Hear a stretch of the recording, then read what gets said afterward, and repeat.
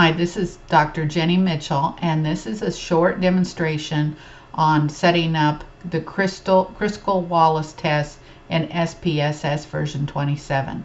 My groups are in column A here, and then I have my minutes here in column B. And I'm going to go to Analyze. I'm going to look for nonparametric test, and I'm going to do independent samples. You can also go into Legacy and K independent samples, but I like going to this one a little better, and they do the same thing. So here's independent samples.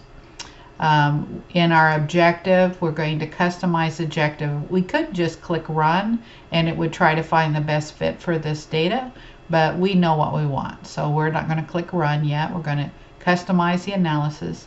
In our fields, we have put the minutes in the test field, and our groups are in the treatment. In the settings, we're going to customize the test here, and we want the Kruskal Wallis. It's also called the one-way ANOVA, for Kruskal Wallis one-way ANOVA as well. And then we just say run. Once we say run, we have all kinds of information. As you can see here, we have the, it tells us that to reject the null hypothesis. We have the actual test summary that would be included in our dissertation.